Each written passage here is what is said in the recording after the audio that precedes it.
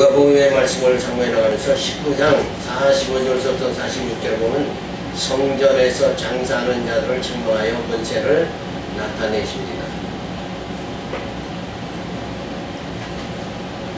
성전에 들어가서 장사하는 자를 내어 쫓으시며 저에게 이르시되 기록된 바 내 집은 기도하는 집이 되리라 하였거늘 너희는 강도의 구려를 만들었도다 하시느니라. 자, 성전하면 예루살렘 성전에서 매매하는 것을 보시고 내어 쫓으시며 내 집은 기도하는 집이라 하시며 주권이 있음을 보여주십니다. 자, 성전이라고 하는 것은 바로 하나님이 함께 하시는, 임재하시는 곳이 성전입니다.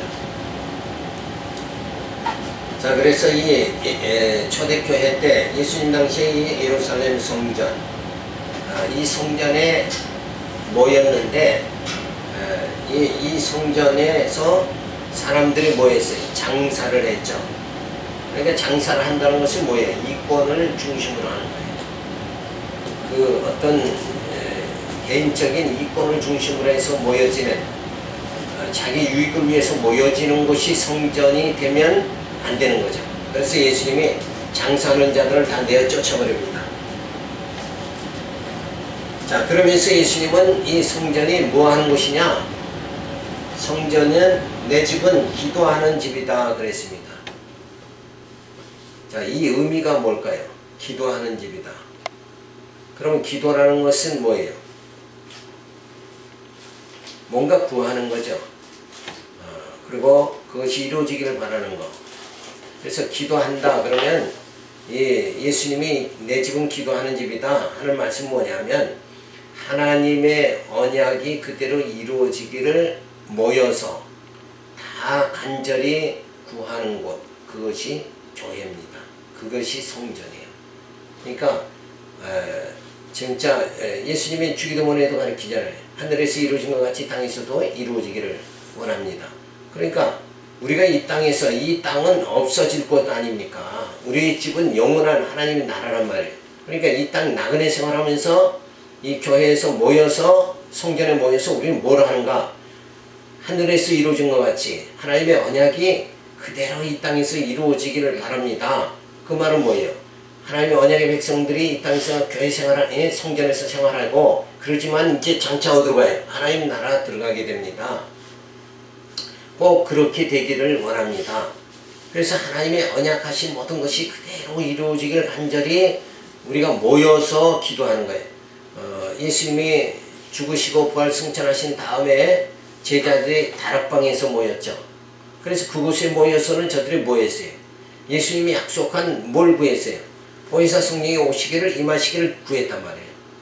그러니까 다락방에 모인 제자들의 모습도 뭔가 예수님의 약속이 이루어지기를 간절히 기도하기, 구하기 위해서 모였다, 이렇게 봐야 되는 거예요.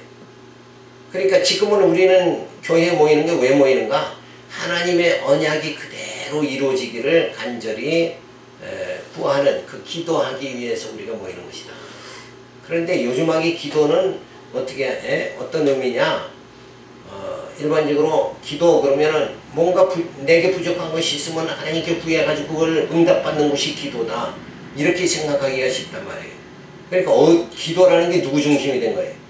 나 중심이 돼버리고 말았잖아요. 근데 기도는 원래 내 집은 기도하는 집이다 예수님이 말씀한 그거는 뭐예요?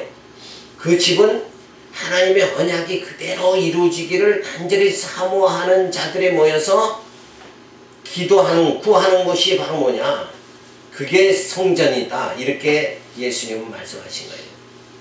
그러니까 우리가 이 땅에서 나그네 생활하면서 우리의 언약의 백성들은 믿는 것이 뭐예요? 하나님의 언약이 그대로 이루어지기를 간절히 사모하는 거죠. 그러기 위해서 우리가 모여져야 된다. 이때 당시에 예루살렘 성전에 모여서 장사를 했죠. 자기들의 중심의 이권을 위해서 모이는 그런 곳이 성전이 아니라 하나님이 약속한 대로 그대로 이루어지기를 바랍니다. 하나님의 언약한 백성이 그대로 모여 천국 가게 되기를 원합니다. 이러고 우리가 이 땅에서 뭘 사모해야 돼요? 하나님의 신령한 나라를 사모하면서 여기서 모여서 그 신령한 나라 들어가기 전까지 뭐예요? 우리가 간구하고 기도하는 것이 바로 성전이다. 만민의 기도하는 집, 성전은 양자와 제사를 드림으로 제사를 받는 곳이니 장차 예수님 오셔 제물로 죽으심으로 우리의 죄를 사해 주실 것을 간절히 소원하는 깊은 뜻이 있는 것이다. 따라서 지금은 예수님이 오셔 성취하여 주셨으므로 그리스도 안에서 항상 기뻐하며 범사에 감사해야 된다. 그래서 약속 성취로 오신 예수님께서 하나님의 뜻을 다 성취해 주셨죠. 그래서 우리는 이 모여서 하나님의 언약이 그대로 이루어지기를 간절히 간구하고, 그리고 예수님이 그 모든 하나님의 언약을 성취해 주심을 감사하고, 그리고 우리가 성도와 그리스도의 지체들을 모여서 교제하고, 이렇게 하는 것이 바로 교회다. 이렇게 우리가 생각을 해야 됩니다. 그래서 항시 우리의 생활, 언약 백성의 생활을 늘 생각해야 되냐면, 언약을 생각하듯이 교회는 뭐예요? 언약 백성이 모여서 하나님의 언약이 이루어지기를 간절히 여기서 기도하는 것이 바로 교회다. 이렇게 정의를 해야 됩니다. 그러니까 그 외에 다른 목적을 가져서는 안 된다. 그래서 내가 부족한 것을 구해가지고 하나님은 응답해 주시는, 응답받는 곳이 교회다, 성전이다. 그런데 나 중심이 아니라 뭐예요? 언약이 그대로 이루어지기를 간절히 사모하는 것이 성전이 되어져야 되죠. 자, 그런데 강도의 구현, 예수님이 제물이 되어 죽으심으로 썩을 몸이 썩지 아니하므로 있게 되어지는 그리스도의 몸된 성전을 장사하는 곳으로 만드는 강도의 구렬이 되게 그렇게 했기 때문에 예수님께서 뭐예요? 채찍으로 다 내어 쫓았다. 그래서 교회는 썩지 아니할 몸을 있게 하시는 하나님의 그 모든 역사적인 섭리가 어디를 통해서? 교회를 통해서 이루어진다. 그래서 우리가 교회는 만민의 기도하는 집이다. 이런 의미를 와전을 자꾸 시키면 안 된다. 와전되게 하지 말고 하나님의 언약이 그대로 이루어지기를 우리가 모두 모여서 그냥 기도하고 사모해야 된다. 그런 순수한 모습이 되어져야 된다. 이거를 우리가 기도해야 되고, 어떤 이권적인 것을 위해서 모여서는 안 된다 하는 것을 생각할 수 있습니다. 그래서 하나님 나라 증거하면서 하나님 나라를 교훈해 주시는데 백성들에게 교훈해 주시죠. 천국 권세에 대한 교훈을 해 주시면서 성전에서 장사하는 자들을 책망하여 권세를 나타내십니다. 자, 그러니까 성전에서 예수님이 책망해서 다 내어 쫓는 그것을 통해서 예수님의 뭐예요? 하나님의 아들의 권세를 가지고 있다. 이거를 나타내 보여주시는 거예요. 그러니까 하나님의 아들로 이 땅에 오신 것은 하나님의 언약을 그대로 성취하도록 하기 위해서 예수님이 오신 거예요. 그러니까 이 성전은 바로 예수님이 오셔서 하나님의 약속대로 이루어질 그 모든 것을 보여주시는 그런 곳이 되어져야 된다 하는 것을 우리가 알 수가 있죠. 그래서 성전은 율법적 의미에서 성전은 양자와 백성들의 죄를 사함받도록 하나님께서 은총을 베풀어 주시는 곳이죠. 그래서 구약의 성전은 뭐예요? 제사하는 곳이다. 이렇게 우리가 생각을 할 수가 있어요. 그래서 제사는 왜 하는가? 그건 그림자적으로 보여준 거예요. 양자와 제사하는 건 그림자적으로 보여준 건 실제로 뭐예요? 어린 양 대신 예수님 우리의 죄를 다 사해 주시는. 그래서 교회는 교회에 나와서 예수를 영접하고 뭐예요? 제사를 받고, 그리고 하나님의 언약대로 뭐예요? 구원에 이르도록 하는 하나님의 섭리가 교회를 통해서 이루어진다. 이걸 우리가 생각을 해야 됩니다. 자, 그러면서 참 성전이 무엇인가를 말해주죠. 예수님의 제물이 되어 죽으심으로 우리의 죄를 사함받게 해주시오. 그리고 한 몸을 이루게 해주시는 거. 그래서 예수님은 뭐예요? 예수님 자신이 성전이죠. 요한계시록에 보면 천국에 가니까 뭐예요? 누구밖에 없어요? 예수님밖에 없다. 그곳이 참 성전이다. 그래서 참 성전 대신 그리스도와 우리가 성도가 뭐예요? 한 몸을 이루게 하시는 제사함 받고 한 몸을 이루게 해주시는 그런 곳이 바로 뭔가 참성전이다. 그래서 이제는 두세 사람 모여서 하나님 앞에 기도하면 하나님께서 뭐예요? 함께 해주시는 거죠. 그래서 하나님이 우리 심령에 이제는 뭐예요? 하나님이 임재하신다. 육신적으로 임재하는 게 아니라 영적으로 하나님이 임재하시는 그곳이 바로 교회다. 그래서 교회는 택한 받은 자들이 무리들이 모이는 곳이 바로 교회다. 이렇게 정의를 하는 거죠. 그림자적인 보이는 성전을 강도의 뷰러를 만들어 버림을 책망하시면서 신령한 보이지 않는 참 성전으로 오신 예수님 자신이 천국의 권세를 가지고 계심을 보여주시는 거예요. 자, 그래서 하나님의 아들이신 예수님께 하나님이 임재하시죠. 근데 우리는 뭐예요? 예수님과 한 몸이 되니까 하나님이 우리에게 임재해 주시는 거예요. 그래서 성전이란 하나님이 임재하시는 곳이다. 그러니까 구약에서 성전은 뭐예요? 성소와 지성소가 있잖아요. 지성소에 하나님이 임재하신다. 그런데 참 성전 대신 예수님이 이 땅에 오셔서 성전된 예수님과 하나님이 함께 하시죠. 그런데 우리가 주님과 한 몸이 되니까 하나님이 우리와 임재하신다. 자, 그러니까 하나님이 임재하시는 신령한 성전이 심령 성전이 우리 심령에 이루어졌죠. 이루어졌으니까 이제는 뭘 만들지 말아야 돼. 강도의 규로를 만들면 안 된다. 그러니까 육신의 소욕으로 점점 더 빠져들어가면 안 된다. 그러니까 점점 뭐예요?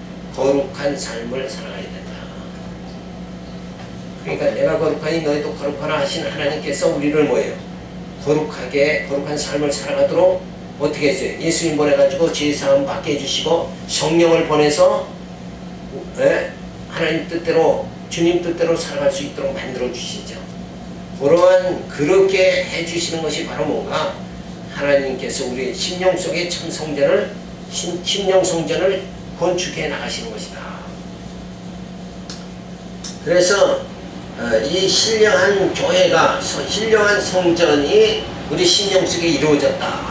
그러니까 이 성전을 더욱더 우리 심령을 더 거룩하게 하려면 어떻게 해야 되는가?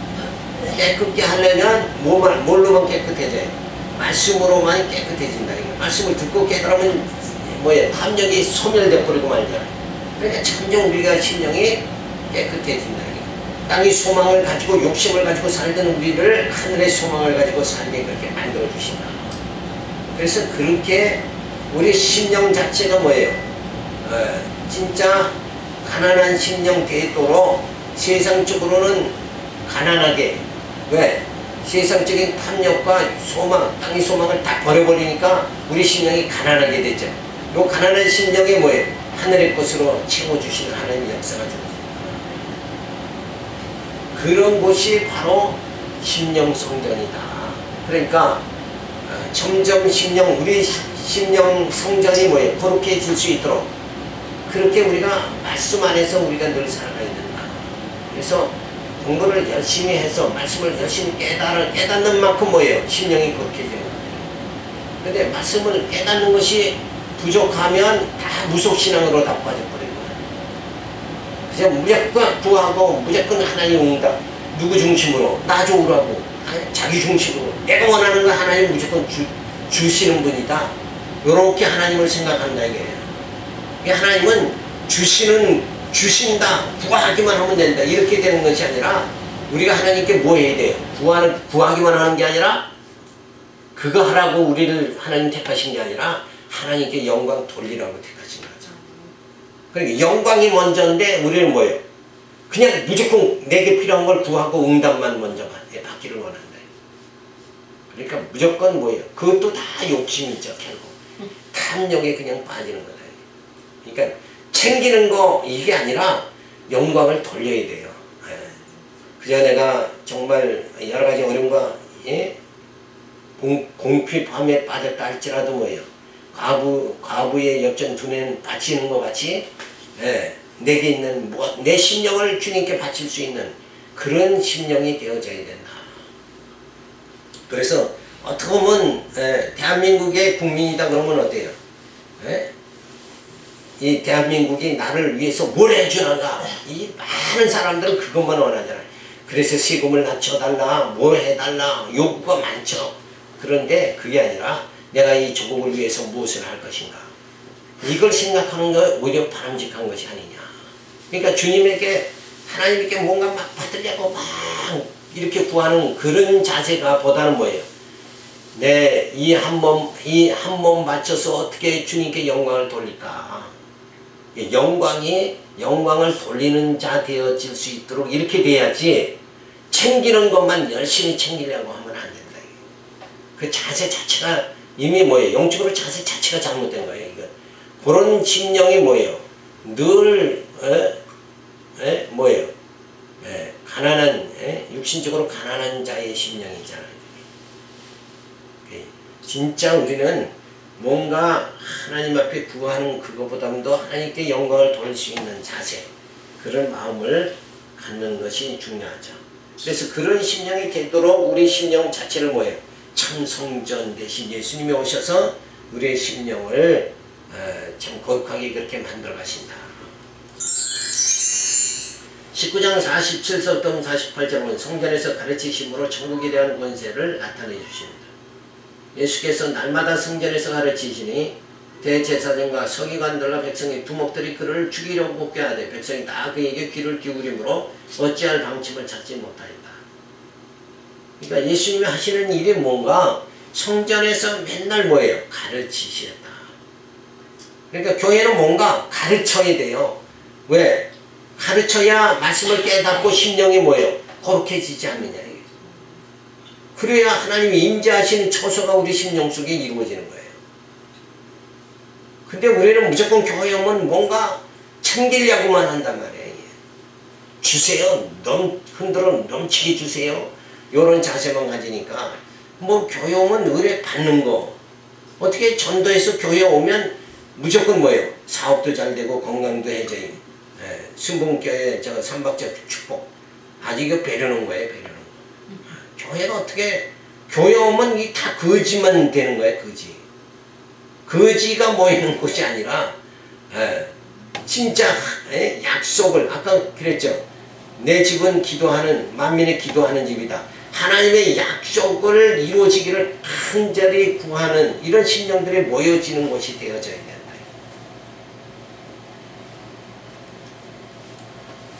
성전에서 날마다 가르치시지만 대제사장과 서기관 등이 잡아 죽이려 하나 기회를 찾지 못한다. 이런 백성들이 예수의 교훈을 듣고 따르기 때문이었다. 이러한 사건도 예수님의 왕의 권세를 가지심을 보여주신 거예요. 그래서 날마다 가르치셨다. 그러니까 우리는 뭐예요? 날마다 배우기를 힘써야 된다.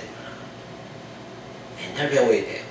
계속 말씀을 듣고 이 성경을 어떻게 해석하는가, 이 성경을 이 목사님은 어떻게 해석하는가, 나는 어떻게 생각했는데, 이러면서 그 말씀 해석이 잘 되면은 그걸로 은혜 받고 점점 내가 영적으로 뭐예요? 성장이 되어져야 돼요. 말씀을 깨달아야, 영적인 양식을 먹어야 영이 뭐예요? 자라나게 되어진다. 우리의 속사람이 날로 자라나야 돼요. 새롭게 되어져야 된다. 여기에 성도들이 관심을 가져야 돼요. 내 속사람이 그냥 안진뱅이 거기서 벗어나지 못한다고 하면 그건 영적으로 전혀 성장이 안 되는 거예요. 하나님 나라 증거해 주면서 하나님 나라 교훈해 주시는 내 백성들에게 교훈해 주시고 천국 권세에 대한 교훈을 해 주시고 성전에서 가르치심으로 천국에 대한 권세를 나타내 보여주십니다. 성전에서 예수님께서는 성전에서 날마다 가르치시는 백성들이 듣고 따르게 된다. 근데 예수님도 이렇게 성전에서 뭐 했어요? 날마다 가르치셨다. 근데 날마다 가르치는데 공부하기 싫은 사람 어때요? 교회에서 못 멀어질 거 아니에요. 그러니까 오늘날의 그런 모습이, 이때 당시에 예수님은 날마다 성전에서 가르치는데 그 가르침 받기를 싫어하는 사람들, 이런 사람들은 결국은 점점 교회를 멀리할 수밖에 없는 거다. 그러니까 열심히 가르치심을 받아야 됩니다. 예수님의 가르치심, 성경에 특별 계시의 말씀이 이미 다 기록되어졌으니까 그 말씀들을 우리가 열심히 배워야 된다. 그래서 늘 이 말씀을 어떻게 하면 더 잘 깨달을 수 있을까? 여기에 관심을 가져야 된다. 그것이 뭐예요? 진리를 깨닫는 거예요, 그게.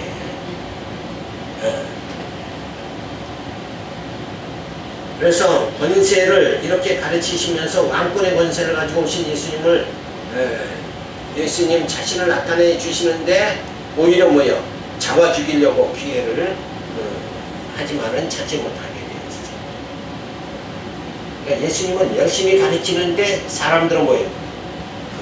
자기들이 손해본다 이러고 자기들의 권세를 갖다가 유지하려고 위해서 예수님을 잡아 죽이는 거예요. 백성들의 마음이 어디로 가는 거예요? 예수에게로 가니까 자기들의 뭐예요? 권세가 없어지잖아요. 그러니까 저 사람을 죽여야 내 권세를 유지한다. 그래서 바리새인들은 전부 예수를 갖다가 잡아 죽이려고 그렇게 하는 거죠. 하나님 나라의 왕권을 가지고 오신 예수님의 말씀을 가르치시는 백성들이 따름으로 제사장과 서기관들이 예수를 죽여 자신들의 교권을 더욱 강화하려고 하나 기회를 찾지 못하는 것은 예수님이 아직 죽으실 때가 되지 않았기 때문이다. 아무 때나 죽는 게 아니에요. 내가 죽고 싶어도 하나님이 허락해야 죽는다 이게. 그러니까 그냥 마음 든든히 먹고 살아야 돼요. 그쵸? 때가 돼야 되는 건데 우리는 뭔가 염려돼가지고 이거 어떡하나 이러고 스스로 잡고 그러니까 역사의 주관자가 하나님이시다. 내 인생의 주관자도 하나님이시다. 그러니까 그냥 하나님 사도 바울이 같이 하나님이 가라 그러면 가고 서라 그러면 서면 된다. 그냥 주님 인도하는 대로 살아가는 거 그게 가장 정답이에요. 되는 대로 살아야지 안 되는데 되게 해서 살려니까 이게 어려운 거예요. 그러니까 하나님은 막 듬뿍 주셔서 내가 요걸 다 내 생전에 이룰 수 있게 해달라고. 그래서 자기 욕심을 자꾸 채웁니다. 욕심으로 부르짖는 것은 그건 기도가 아니죠. 그거는 무속신앙이란 말이에요. 진짜 우리의 기도는 뭐예요? 약속이 이루어지기를 기도하는 거예요. 그게 진짜 기도다. 권세에 대한 시비를 합니다. 20장에 대제사장과 서기관과 장로들의 권세에 대해 시비합니다. 하루는 예수께서 성전에서 백성을 가르치시며 복음을 전하실 때 대제사장과 서기관들의 장로들과 함께 가까이 와서 말하여 가로되 당신이 무슨 권세로 이런 일을 하는지 이 권세를 주니가 누구인지 우리에게 말하라. 대답하여 가로되 나도 한 말을 너에게 물으리니 내게 말하라. 요한의 세례가 하늘로서냐 사람에게로서냐. 저희가 서로 의논하여 가로되 만일 하늘로서라 하면 어찌하여 저를 믿지 아니하였나 할 것이요 만일 사람에게로라 하면 백성이 요한을 선지자로 인정하니 저희가 다 우리를 돌로 칠 것이라 하고 대답하되 어디로서인지 알지 못하노라니. 예수께서 이르시되 나도 무슨 권세로 이런 일을 하는지 너희에게 이르지 아니하리라. 자, 예수님은 이렇게 해서 예수님 자신이 뭐예요? 왕권을 가지심을 딱 이렇게 말하면 결국은 저들이 자꾸 예수님을 죽이려고 하면 예수님이 아직은 때가 아니니까 때가 될 때까지 뭐예요? 복음을 전해야 되니까 안 가르쳐 주십니다. 결국은 메시아의 권세는 하늘로서 온 권세인데도 서기관들은 깨닫지 못하고 예수님에게 권세에 대해서 시비를 하죠. 자, 이런 하나님의 말씀을 가르쳐가지고 정말 우리 심령 속에 하나님의 성전이 심령성전이 이루어지도록 그렇게 하는 그것은 뭐예요? 하늘로서 온 권세다. 그러니까 목회자가 말씀을 자꾸 가르쳐서 성도의 심령 속에 하나님 임재하시는 처소가 되도록 이렇게 말씀을 자꾸 가르쳐서 하나님이 임재하시는 처소가 되도록 심령 성전이 성도의 심령의 건축이 될 수 있도록 이렇게 만드는 거 그런 작업을 하는 게 그게 육신적인 권세가 아니라 하늘로서 오는 권세다. 근데 그 권세를 쫓아서 일하는 목회자가 있는가 하면 목회 성공을 위해서 목회하는 그런 목회자가 있다. 그러니까 목회라는 것은 사도 바울이 말한 대로 목사는 뭐예요?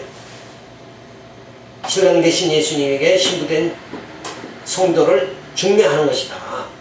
그래서 주님과 한 몸이 되게 만드는 거예요. 주님과 한 몸이 되는 게 왜 중요하냐? 예수님과 한 몸이 되면 하나님의 아들이 되어지는 거죠. 하나님의 자녀가 되어지는 거예요. 그럼 하나님이 임재하시는 거예요. 하나님이 동행해 주신다 이거예요. 하나님이 동행해 주시면은 만사형통이죠. 그렇잖아요. 만사형통. 아무 걱정은 염려할 것이 없는 거예요. 그러니까 그렇게 되어져야 된다 이거예요.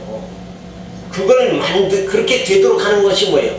육신의 소욕만 가득 찬 성도의 심령을 이제 말씀을 가르쳐서 성령의 소욕으로 만들어가서 하나님이 임재하시는 처소가 이루어질 수 있도록, 그래서 하나님이 임재하시면 뭐예요? 하나님과 동행하는 삶, 이 삶은 성도의 생활의 기쁨이 주어지는 거죠.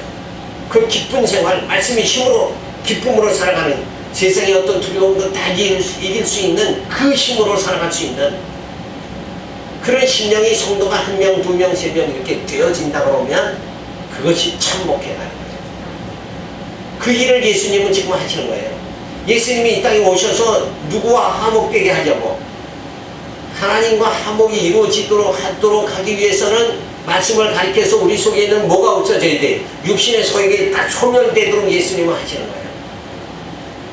그래서 땅의 생각을 다 버리게 하고 하나님의 약속을 부여잡고 살아갈 수 있도록 이렇게 만들어서 하나님이 임재하시는 그 심령이 되어질 수 있도록 이렇게 만들기 위해서 예수님은 지금 말씀으로 가르치는데,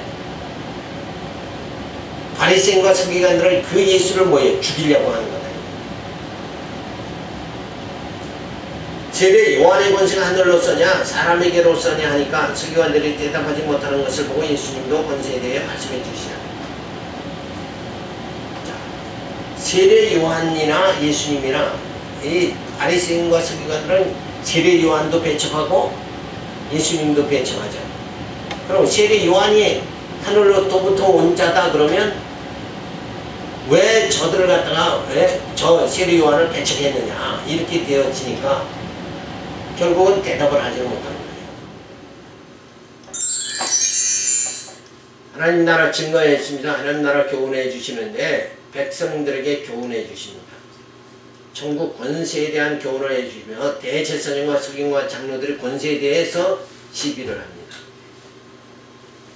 그러니까 대제사장과 서기관들의 장로들의 예수님의 권세에 대해서 시비를 자꾸 하는 이유는 뭐냐? 자기들이 땅의 권세를 자신들의 뭐예요? 잃어버릴까봐 그런 거다.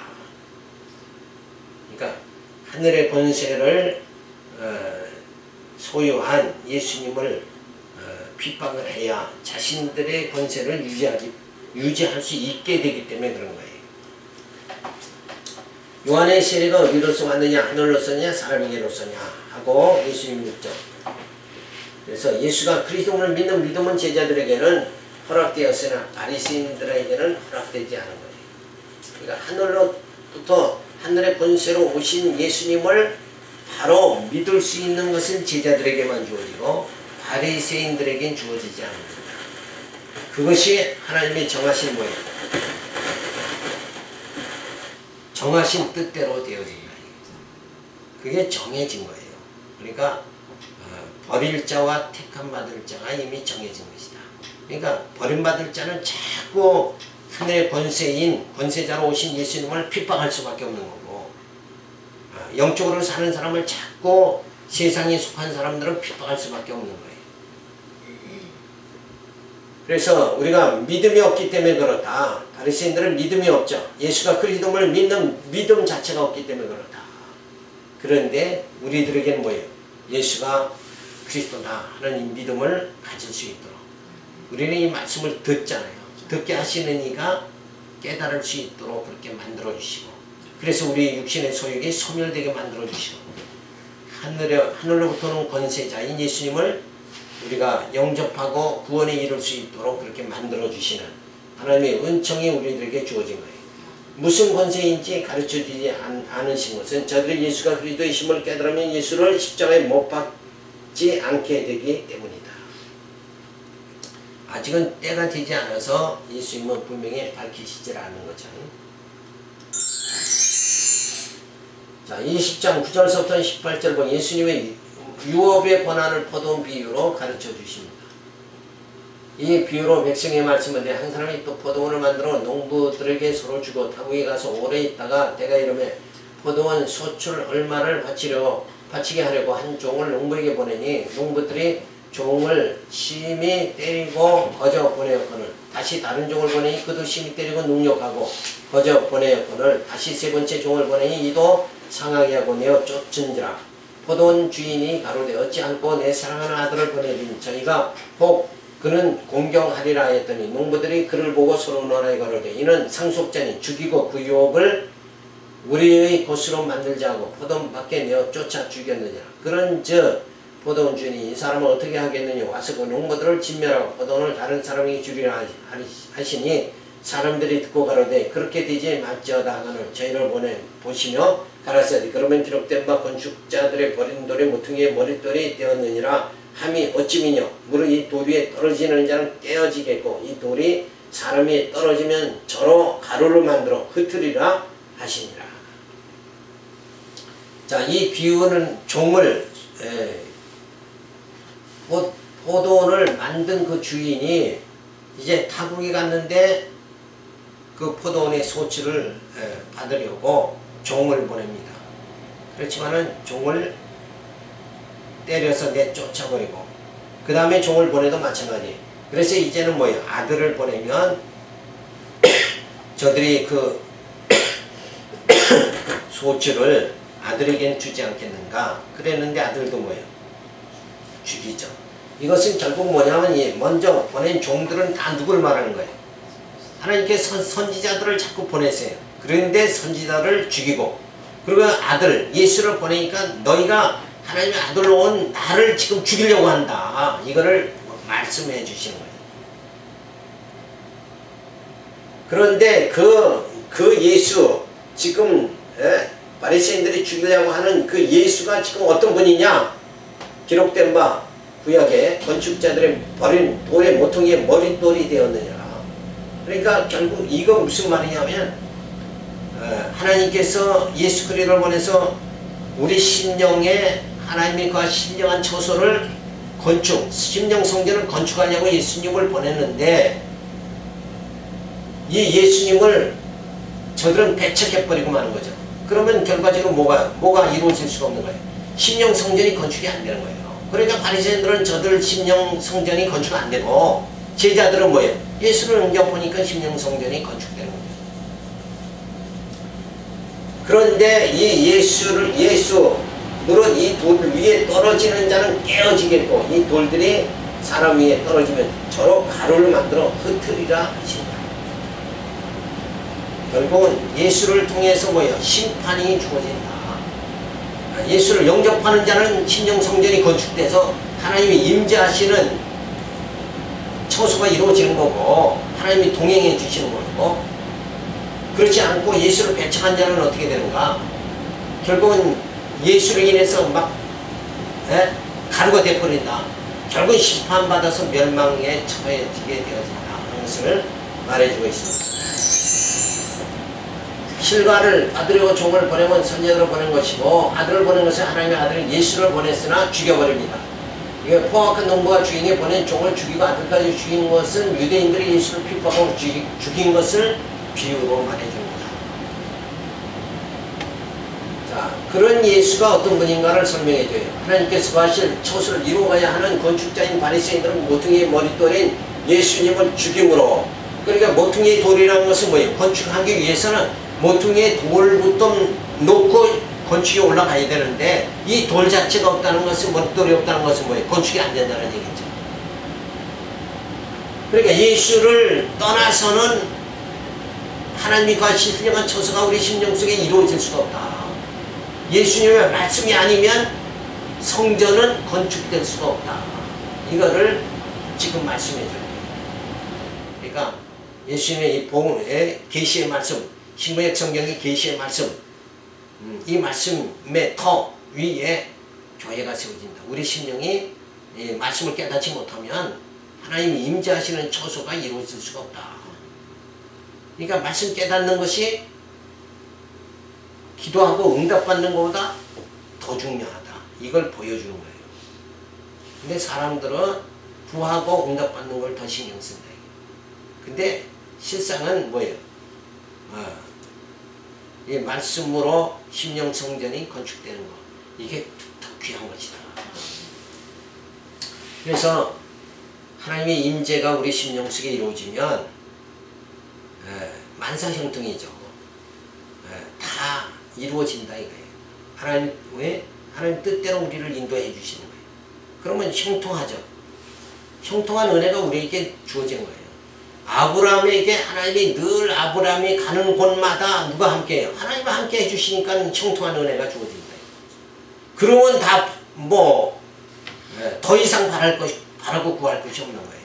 하나님이 동행만 해주시면 우리가 구하지 않아도 뭐예요? 하나님이 다 형통하게 해주신다. 이거를 생각을 해야지. 그러니까 누구만 있으면 돼요. 우리 심령에 하나님이 임재하시면 뭘 열심히 그냥 소나무 뿌리를 뽑아지도록 구하지 않아도, 그렇게 애쓰고 힘 안 써도 그냥 항시 은혜가 넘치게 되고 형통한 은혜가 주어진다는 거예요. 우리는 그쪽으로 가야지 행위 쪽으로 자꾸 가면 안 됩니다. 행위가 아니라 믿음으로 하나님의 은혜 가운데 하나님의 은혜 안에만 있으면 형통한 거예요. 그러면 형통하면 되지 뭐 더 이상 뭐. 그래서 아브라함도 그랬잖아요. 너를 저주하는 자는 내가 저주하고 너에게 복을 비는 자는 내가 복을 주리라. 그 은혜만 받으면 그냥 형통한 거예요. 그거 하나님이 임재하시면 아니에요?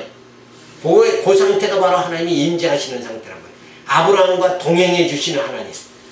그 상태만 되면 뭐 더 이상 말할 것이 없잖아요. 예수를 십자가에 못 박아 죽인 유대인들은 세계 만방에 흩어져 나그네가 되어 거룩한 전을 건축하지 못하는 자가 되어진다. 그래서 결국은 말씀을 떠나서 로고스로 오신 예수님을 떠나서 저들은 하나님 임재하심을 받지 못하게 된다. 하나님 나라 증거해 주시면서 백성들에게 교훈해 주죠. 예수님 유업의 권한을 포도 비유로 가르쳐 주십니다. 포도원의 주인은 하나님이시니 먼저 선지자를 보내고 후에 아들을 보내므로 깨닫게 하여 구원해 주시려 하신 것입니다. 자, 농부는 바로 포악한 농부는 선지자를 죽이고 아들까지 죽이면서 자기의 의로 천국에 들어가려고 하는 것. 따라서 악한 농부를 진멸하고 실과를 바칠 만한 다른 농부에게 맡긴다고 하는 것은 유대인보다 뭐예요? 이방인에 대한 구원의 때가 주어짐을 말해주는 거다. 자, 그래서 우리 이방인들이 이런 하나님의 은혜를 통해서 잠시 유대인의 구원을 멈추시고 오히려 이방인의 구원을 섭리해 주시는 하나님의 은혜가 우리에게 주어짐으로 인해서 우리는 예수를 영접하고 우리 심령 속에 하나님이 임재하시는 신령한 처소, 심령 성전이 건축되도록 이렇게 만들어 주신다. 그래서 오늘 우리가 성전이라는 게 뭔가를 우리가 살펴봤어요. 그래서 우리 심령 속에 하나님이 거하신 신령한 처소, 성전이 이루어지도록 여기에 관심을 가져야 된다. 그래서 속사람이 늘 뭐예요? 새롭게 되어지는, 속사람이 새롭게 되어지도록 그렇게 되어져야 된다. 그것이 뭐예요? 말씀을 깨달음으로. 그러니까 열심히 공부해서 말씀 깨닫고 우리 심령 속에 육신의 소욕을 다 소멸 시켜버려야 된다. 그래서 하나님이 임재하시는 처소가 우리 심령 속에 이루어질 수 있도록 그렇게 우리가 열심히 하나님 말씀을 상고하고 그리고 하나님 말씀 속에서 우리가 살아가야 된다. 우리의 모든 삶 자체가 주일날만 말씀을 생각하는 것이 아니라 평일에도 우리의 삶 자체가 말씀을 잘 적용하면서 살아갈 수 있는 우리 심령 되기를 바라와서 오늘 말씀드렸습니다. 기도합니다. 할렐루야, 감사를 드립니다. 주신 말씀 생각하면서 내가 믿는 예수님이 바로 하나님 나라의 권세를 가지고 오신